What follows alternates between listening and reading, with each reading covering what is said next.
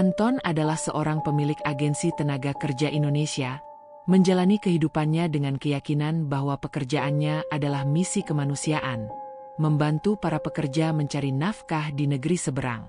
Namun, kehidupannya berubah drastis saat Bunga, seorang tenaga kerja wanita muda yang cantik, mengalami serangkaian kejadian supranatural di Malaysia.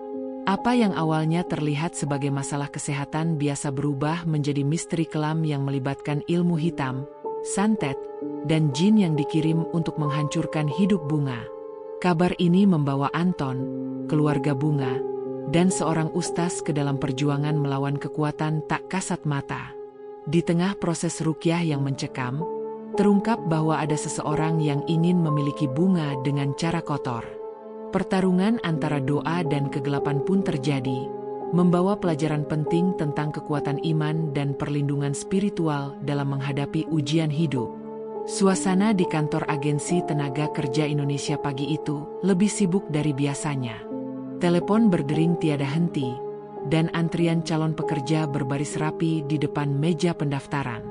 Anton, pemilik agensi yang sudah berpengalaman bertahun-tahun, duduk di belakang meja dengan wajah serius, menandatangani dokumen-dokumen keberangkatan. Meski pekerjaannya penuh tekanan, ia selalu merasa bahwa membantu orang-orang menemukan jalan keluar dari kemiskinan adalah panggilan hidupnya. Namun, hari itu, Anton tak menyadari bahwa kehadiran seorang wanita muda akan mengubah segalanya. Di tengah hiruk-pikuk ruangan, seorang gadis melangkah masuk dengan tenang. Penampilannya sederhana, rambutnya dikepang rapi, kulitnya putih, dan wajahnya dihiasi senyum yang tak dibuat-buat. Ia membawa map berisi dokumen yang ia genggam erat, seolah seluruh harapannya ada di sana. Mata Anton tak sengaja bertemu dengan matanya. Ada sesuatu yang berbeda dari gadis ini, sesuatu yang membuat Anton tak bisa mengalihkan perhatian. "Permisi, Pak, saya mau daftar," ujar gadis itu, suaranya lembut namun penuh keyakinan. Anton terdiam sejenak sebelum akhirnya menjawab, "Oh, iya, duduk dulu. Nama kamu siapa?" "Bunga, Pak. Usia saya 23 tahun, jawab gadis itu dengan senyum malu-malu. Anton mencatat namanya di formulir sambil terus mencuri pandang. Bukan karena Bunga cantik, tapi ada aura hangat yang sulit dijelaskan dengan kata-kata. Sambil berbicara dengan Bunga, Anton merasakan emosi yang campur aduk. Di satu sisi, ia kagum pada keberanian gadis muda ini untuk meninggalkan kampung halaman demi membantu keluarganya. Di sisi lain, ia tahu betapa kerasnya dunia kerja di luar negeri, terutama untuk perempuan muda yang cantik seperti Bunga. Anton ingin memastikan bahwa ia siap menghadapi segala risiko. "Kamu yakin gak takut kerja di luar negeri? Malaysia itu beda loh sama kampung halaman," tanya Anton, mencoba menguji tekad Bunga. Bunga tersenyum, kali ini lebih lebar. "Insya Allah gak takut, Pak. Saya cuma mau bantu keluarga. Ibu saya sakit, adik saya masih sekolah. Kalau bukan saya, siapa lagi?" Jawabannya terdengar sederhana, tapi Anton bisa merasakan beban besar di balik kata-kata itu. Hari itu, Anton memproses dokumen Bunga dengan lebih hati-hati daripada biasanya. Entah kenapa, ia merasa bertanggung jawab lebih dari biasanya. Di sela-sela pekerjaannya, ia sempat berbincang ringan dengan Bunga. Gadis itu bercerita tentang masa kecilnya yang penuh perjuangan. Bagaimana ia harus putus kuliah demi merawat ibunya, dan mimpi kecilnya untuk suatu hari membuka warung di kampung. Namun, ada sesuatu yang mengganjal di hati Anton. Sebuah firasat aneh yang membuatnya resah. Saat Bunga pergi meninggalkan kantor dengan langkah ringan, Anton merasa ada beban yang tertinggal di dadanya. Ia menggelengkan kepala, mencoba mengusir pikiran buruk itu. Keberangkatan Bunga ke Malaysia disiapkan dengan cepat. Dalam waktu 2 minggu, ia sudah berada di bandara bersama rombongan tenaga kerja lainnya. Saat mengantar Bunga dan pekerja lain, Anton berdiri di pinggir pintu keberangkatan, memperhatikan mereka satu persatu. Ketika matanya bertemu dengan tatapan Bunga untuk terakhir kalinya, ia sempat melihat sorot mata yang tak biasa. Seperti ada sesuatu yang ingin ia sampaikan, tapi tak terucap. "Pak Anton, terima kasih untuk semuanya. Doakan saya ya," ucap Bunga sebelum masuk ke ruang tunggu. Anton hanya mengangguk pelan. Tenggorokannya tercekat. Kata-kata itu, meski sederhana, terasa seperti permohonan yang jauh lebih dalam. Di perjalanan pulang dari bandara, Anton terdiam di belakang kemudi mobilnya. Hujan mulai turun, menyelimuti jalan raya yang lengang. Firasat buruk yang ia rasakan semakin kuat. Dalam hati, ia berdoa agar Bunga baik-baik saja di negeri orang. Namun, ia tidak tahu bahwa doa itu hanya awal dari perjalanan panjang yang akan menguji iman dan keberaniannya. Asrama TKW di pinggiran kota Malaysia terletak di kawasan yang cukup terpencil, jauh dari hiruk-pikuk kota besar. Malam pertama Bunga di sana terasa biasa saja. Ia tidur di ranjang susun bersama Fitri, teman sekamarnya yang ramah.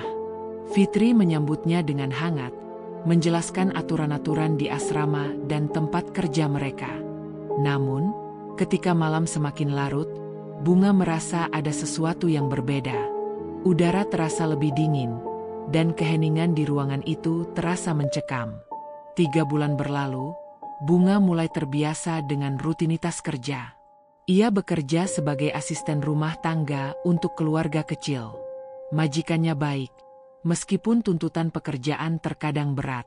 Namun, keanehan kecil mulai terjadi. Pintu kamarnya di asrama sering terbuka sendiri di malam hari, padahal ia yakin sudah menguncinya sebelum tidur. Barang-barang kecil seperti sisir dan cermin berpindah tempat tanpa sebab yang jelas. Awalnya, Bunga mengabaikan kejadian-kejadian ini. "Mungkin aku lupa," pikirnya setiap kali melihat barang-barangnya tidak di tempat. Tapi keanehan itu semakin sering terjadi. Suatu malam, ketika ia baru saja mematikan lampu, ia merasa ada bayangan hitam melintas di sudut kamar. Bayangan itu bergerak cepat, seolah menyelinap ke balik lemari. Bunga bangkit dari tempat tidur, menyalakan lampu, namun tidak ada apa-apa di sana. "Kamu kenapa, Bung? Kok pucat?" tanya Fitri saat melihat Bunga gelisah keesokan paginya. Bunga hanya menggeleng, merasa malu jika harus bercerita. Tapi mimpi-mimpi buruk yang ia alami beberapa hari terakhir mulai mengganggu tidurnya. Ia sering bermimpi berada di tengah kegelapan, mendengar suara-suara berbisik dalam bahasa yang tidak ia mengerti. Fitri adalah orang pertama yang menyadari perubahan pada diri Bunga. "Aku lihat kamu sering ngigau malam-malam, Bung. Kamu mimpi apa?" tanyanya suatu pagi. Bunga akhirnya mengakui bahwa ia merasa ada sesuatu yang aneh di kamar mereka. Fitri mengangguk serius. "Aku juga merasa ada yang gak beres. Tadi malam aku lihat bayangan di sudut kamar. Kita harus bilang ke supervisor." Namun, sebelum mereka sempat melapor, sesuatu yang lebih buruk terjadi. Saat bekerja di rumah majikannya, Bunga tiba-tiba merasa tubuhnya berat dan pandangannya kabur. Ia mencoba berdiri, tapi kakinya seolah kehilangan kekuatan. Detik berikutnya, ia terjatuh dan tidak sadarkan diri. Majikannya panik dan segera menghubungi supervisor untuk meminta bantuan. Ketika Bunga sadar, ia sudah berada di klinik kecil di dekat tempat kerja. Dokter memeriksa kondisinya dan mengatakan ia hanya kelelahan. Namun, Bunga tahu ada sesuatu yang salah. Tubuhnya terasa dingin, dan setiap malam, rasa takut itu semakin menjadi-jadi. Bahkan di kamar klinik, ia merasa ada yang memperhatikannya dari sudut ruangan. Fitri yang datang menjenguk, tampak cemas. "Bung, kamu harus jaga diri. Aku dengar dari teman-teman, banyak kejadian aneh di asrama kita. Ada yang bilang tempat itu memang angker." Bunga hanya mengangguk, terlalu lelah untuk membantah. Tapi dalam hatinya, ia tahu apa yang ia alami lebih dari sekadar cerita mistis. Kejadian puncak terjadi seminggu kemudian, saat Bunga kembali ke asrama setelah cuti sakit. Malam itu, ia tiba-tiba terbangun dengan keringat dingin. Di depannya, bayangan hitam yang selama ini ia lihat berdiri di ujung tempat tidur. Sosok itu tampak tinggi, dengan mata merah menyala yang menatap tajam ke arahnya. Tubuh Bunga kaku, tidak bisa bergerak, meski ia ingin berteriak. Fitri, yang tidur di atas ranjang susun, terbangun karena mendengar suara Bunga seperti merintih.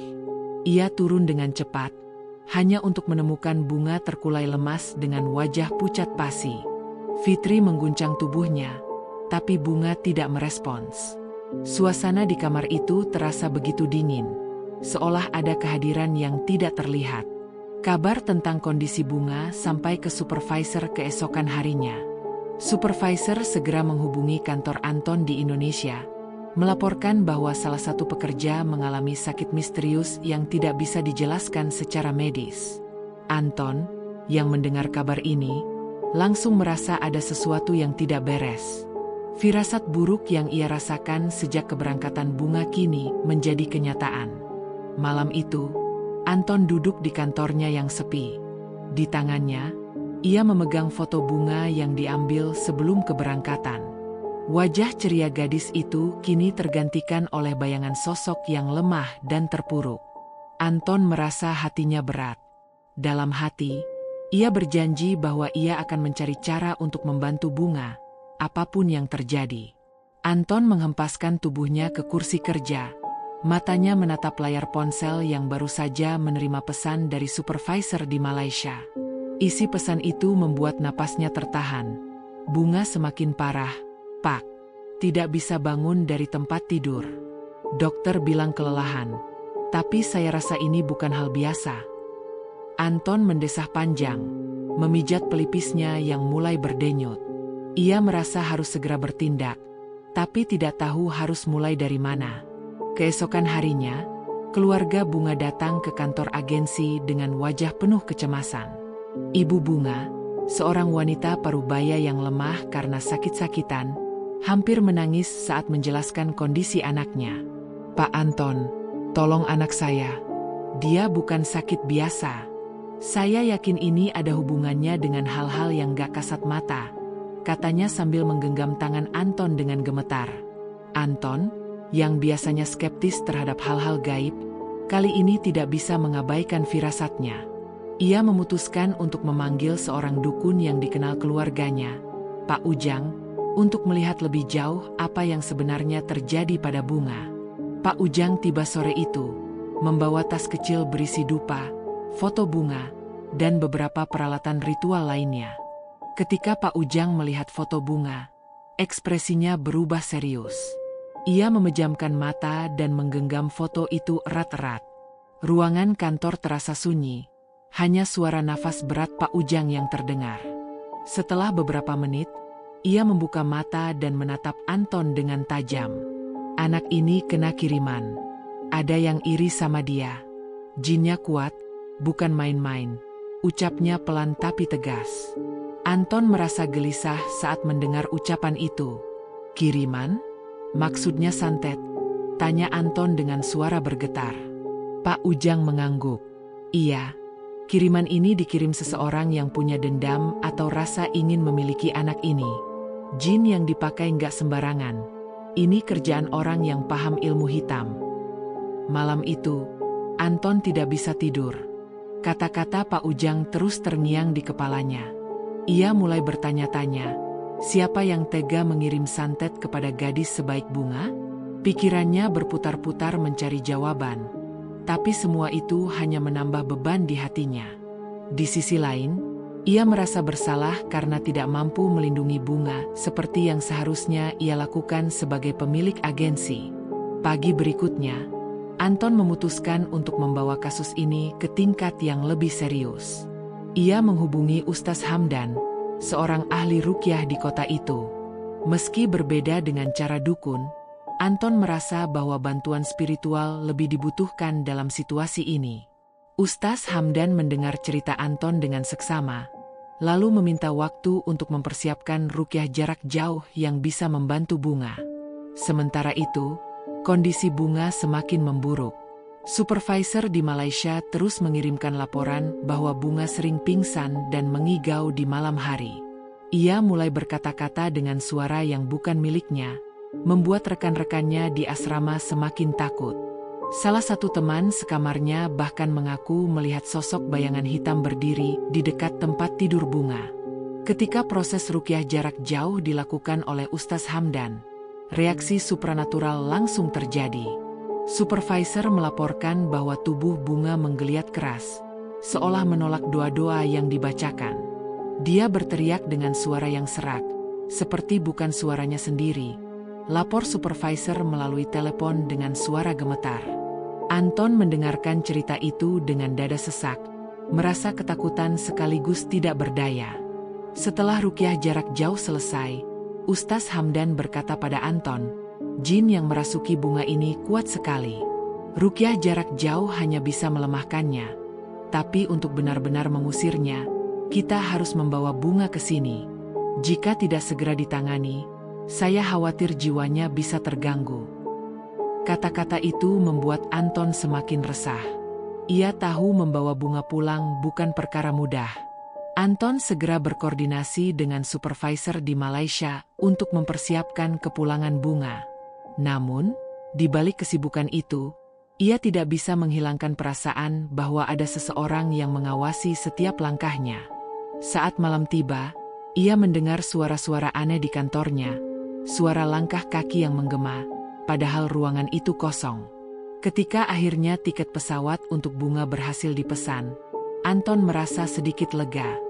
Namun, ia tahu bahwa ini baru awal dari pertarungan panjang. Bunga akan segera pulang ke Indonesia, tapi membawa bersamanya jin yang selama ini merasukinya.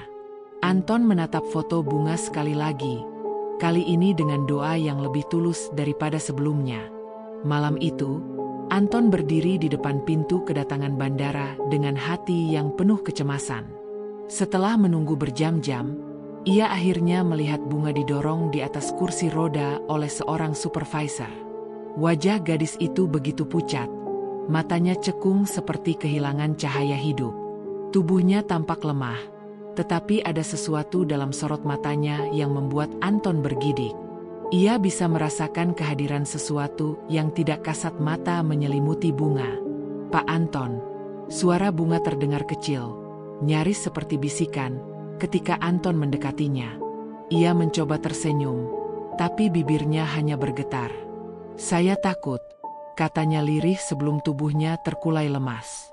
Anton dan supervisor segera membawa Bunga ke mobil, bergegas menuju rumah Ustaz Hamdan. Saat tiba di rumah Ustaz, suasana sudah dipersiapkan untuk ruqyah. Sebuah ruangan kecil diterangi lampu redup, dengan sajadah dan beberapa botol air doa yang disiapkan di atas meja. Ustaz Hamdan berdiri di tengah ruangan, wajahnya tenang tetapi penuh kewaspadaan. Kita akan mencoba mengusir jin ini. Bersiaplah untuk apapun yang terjadi, kata Ustaz dengan nada serius. Ketika ayat-ayat ruqyah mulai dilantunkan, Bunga yang awalnya tenang mendadak menggeliat. Tangannya mencakar udara, matanya terbuka lebar. Tetapi yang tampak bukanlah tatapan seorang manusia. Anton mundur beberapa langkah, tubuhnya gemetar melihat perubahan mendadak itu. Suara berat keluar dari mulut Bunga, suara yang sama sekali bukan miliknya. Jangan ganggu aku, dia milikku, teriak suara itu dengan nada menggelegar. Ustaz Hamdan melanjutkan bacaannya, tidak terpengaruh oleh teriakan jin tersebut. A'udzu billahi minasyaitonir rajim, ucapnya dengan lantang, membuat tubuh Bunga semakin meronta. Bayangan gelap muncul di sudut ruangan, bergerak seperti asap tebal yang berkumpul menjadi satu. Anton merasa udara di ruangan itu semakin berat, seperti ada sesuatu yang menekan dadanya. Siapa yang mengirimmu? Seru Ustaz Hamdan, menatap tajam ke arah tubuh Bunga. Jin itu tertawa. Suaranya menggema dengan nada yang menakutkan. Aku dikirim oleh tuanku. Gadis ini terlalu cantik. Dia harus dimiliki.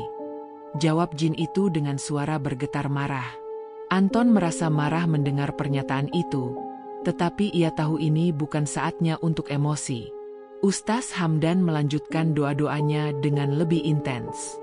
Bayangan di sudut ruangan bergerak semakin gelisah. seolah berusaha kabur tetapi tidak bisa. Tubuh Bunga kini memuntahkan cairan hitam yang mengeluarkan bau busuk. Anton hampir muntah, tetapi ia bertahan, menyadari bahwa proses ini sedang mencapai puncaknya. "Keluar, wahai makhluk terkutuk. Kembali ke tempatmu," seru Ustaz Hamdan, suaranya semakin lantang. Jin itu menjerit, membuat seluruh ruangan bergetar. Air yang disiapkan di meja bergerak seolah melawan gravitasi, menetes ke arah tubuh Bunga. Ketika air itu menyentuh kulitnya, Bunga menjerit keras, tetapi perlahan tubuhnya kembali tenang. Namun, pertarungan belum selesai. Jin itu mencoba merasuki Anton, membuat pria itu tiba-tiba merasa pusing dan hampir jatuh. "Jangan biarkan rasa takut menguasaimu, Anton," seru Ustaz Hamdan. Mendengar itu, Anton segera mengucapkan doa dalam hati, mencoba melawan rasa takutnya. Setelah beberapa jam yang terasa seperti seabad, jin itu akhirnya menghilang. Ruangan menjadi sunyi, hanya terdengar suara napas berat Bunga yang perlahan kembali normal. Matanya yang tadi dipenuhi kegelapan kini kembali terlihat seperti milik manusia biasa. Bunga menangis terisak, mengucapkan doa syukur dengan suara pelan. Anton hanya bisa duduk terdiam. Tubuhnya terasa lemas seolah seluruh energinya terkuras. "Ini baru permulaan," ujar Ustaz Hamdan sambil menghapus keringat di dahinya. "Jin itu sudah pergi, tapi Bunga harus terus mendapatkan pengobatan spiritual. Kejadian ini adalah peringatan untuk kita semua, bahwa dunia ini penuh ujian." Anton mengangguk, matanya basah oleh air mata. Ia menatap Bunga yang kini terbaring lemah, tetapi ia tahu gadis itu telah memenangkan pertarungan terbesar dalam hidupnya. Ketika malam tiba, Anton kembali ke kantornya dengan hati yang masih berat. Ia menyadari bahwa perjuangan Bunga adalah pengingat bahwa tugasnya sebagai pemilik agensi tidak hanya soal pekerjaan, tetapi juga menjaga para pekerjanya dari bahaya, baik yang terlihat maupun yang tak kasat mata. Pagi itu, sinar matahari menerobos jendela kantor Anton, memberikan kehangatan yang kontras dengan apa yang baru saja ia alami. Anton duduk di mejanya, menatap secangkir kopi yang dingin tanpa pernah disentuh.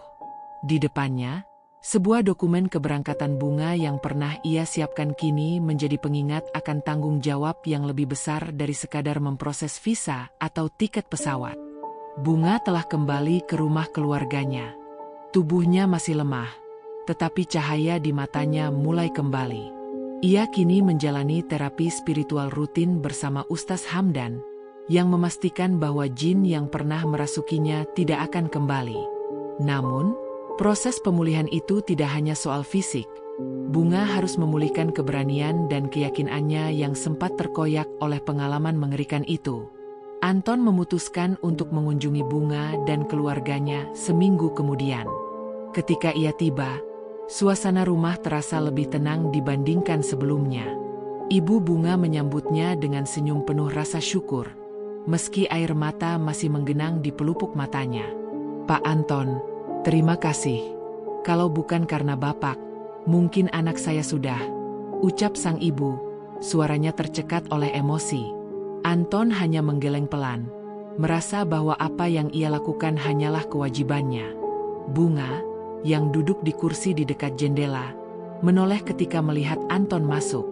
"Pak Anton," ucapnya pelan, suaranya kini terdengar lebih kuat. Meski senyumnya belum sepenuhnya pulih, ia mencoba menunjukkan keberanian yang tersisa dalam dirinya. Anton mendekat dan duduk di depannya. "Kamu harus tetap kuat, Bunga. Perjalanan ini mungkin berat, tapi kamu sudah melewati yang terburuk," kata Anton dengan nada lembut. Setelah pertemuan itu, Anton kembali ke kantornya dengan pikiran yang penuh renungan. Ia memutuskan untuk mengumpulkan semua pekerja migran yang sedang mempersiapkan keberangkatan. Di ruang briefing yang biasanya digunakan untuk pelatihan kerja, Anton berdiri di depan mereka, berbicara dengan nada serius tetapi penuh perhatian. "Kalian semua adalah pejuang keluarga. Saya tahu perjuangan kalian tidak mudah. Tapi ingat, di luar sana, Tidak hanya fisik kalian yang akan diuji, tetapi juga iman kalian. Doa adalah senjata paling kuat yang kalian miliki. Jangan pernah meremehkan hal-hal yang tidak terlihat, ujar Anton, menatap satu persatu wajah mereka. Kata-katanya disambut dengan anggukan pelan dari para pekerja, yang mulai memahami kedalaman pesan itu. Di akhir hari, Anton menatap keluar jendela kantornya. Jalanan mulai sepi, hanya terlihat lampu-lampu kota yang berkerlap-kerlip di kejauhan. Ia mengingat semua yang telah terjadi, dari firasatnya saat pertama kali bertemu Bunga hingga pertarungan spiritual yang hampir membuatnya kehilangan keberanian.